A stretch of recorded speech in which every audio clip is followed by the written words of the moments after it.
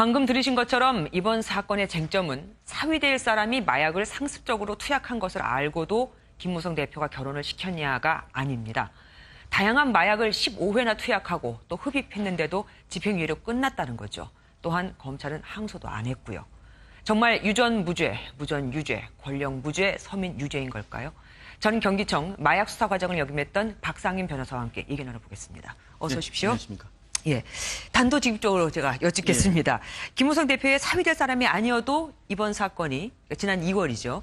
집행유예가 나왔을까요? 저는 1심에서 집행유예 내리면 안 된다고 생각합니다. 아, 예. 그 정도로 좀 강한. 그렇습니다. 예. 네. 저쪽에서 변명하는 걸 보면 뭐 핑계라고 할 수도 있겠죠. 초범이라서 처벌이 약했다는데 법정에서 초범의 기준이 뭡니까? 초범이 수사기관이 적발했을 때 초범이라는 겁니다. 네. 지금 이 사람은 마약 횟수가 15번입니다. 그것도 본인의 진술만에 의해서 15번입니다. 네. 더 많을 수가 있습니다. 네네. 이건 엄밀한 의미에서 초범이 아니죠. 아, 그럼 법정에서는 보통 이럴 때 어떻게 합니까? 법정에서 집행유예를 해주기 위해서 처음으로 적발됐을 때 초범이고 반성하니까 집행유예 해준다, 용서해준다 이런 뜻입니다. 그러면 법원에서 약간의 좀 핑계거리를 만들었다라고 보시는 겁니까?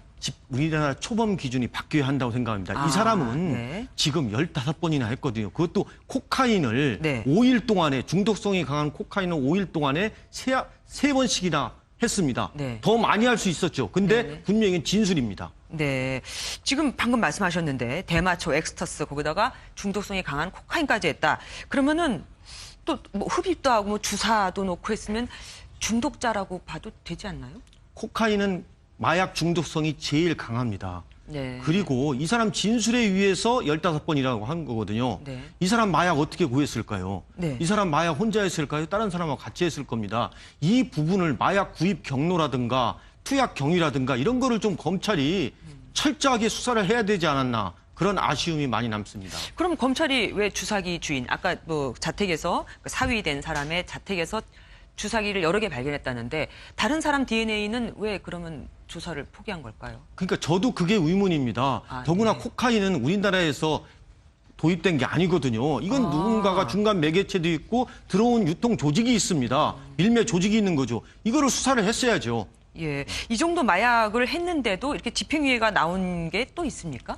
저는 이게 단순 대마초라면은 이게 집행유예가 가능합니다. 네. 그렇지만은 코카인이고 엑스터시입니다. 중독성이 강한.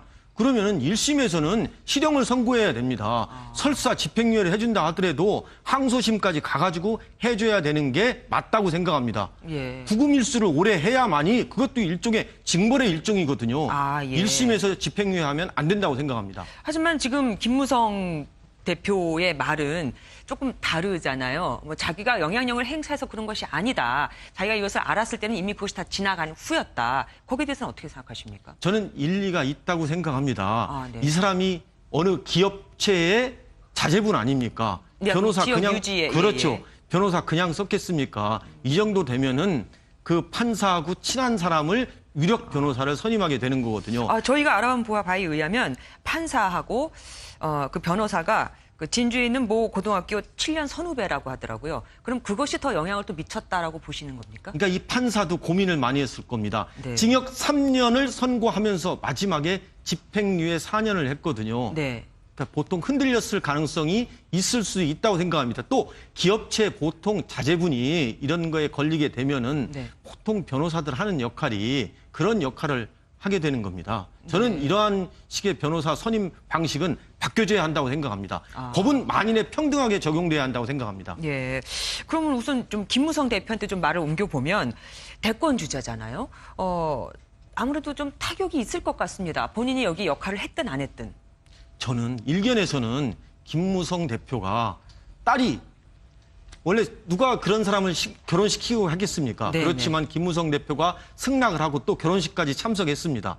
네. 그 부분에 대해서는 동정심도 있지만은 어떻게 대권 주자인 대표가 사위가 마약사범일 수 있느냐. 그런 면에서는 다소 부정적인 의견이 많다고 생각합니다. 예. 하지만 자식 이기는 부모는 없다고 또 얘기를 하잖아요. 저는 김무성 대표가 결혼을 반대했음에도 불구하고 네. 결혼식장에 딸의 손을 잡고 참석했다. 그런 면에 대해서는 상당히 저는 김무성 대표가 아버지로서의 자기의 이미지에 손상이 가능한 있더라도 그 참석한 거에 대해서는 저는 동정심을 보고 싶습니다. 오히려. 예. 그리고 또 일부 법조계에서는요, 항소를 포기한 검찰에 대해서 사실 그게 틀린 건 아니다라는 말도 있어요. 저는 그거에 동감하지 않습니다. 네. 당연히 이 코카인 5일 동안에 진술만에 의해서 3회 투약을 했거든요. 그리고 아까 말씀하신 코카인 유통 경로라든가 이런 게 있습니다. 그러면은 1심에서는 당연히 실형을 선고하고 항소를 해가지고 집행유예를 하든가 그래야 한다고 생각합니다. 구금 일수도 징벌의 일종이거든요.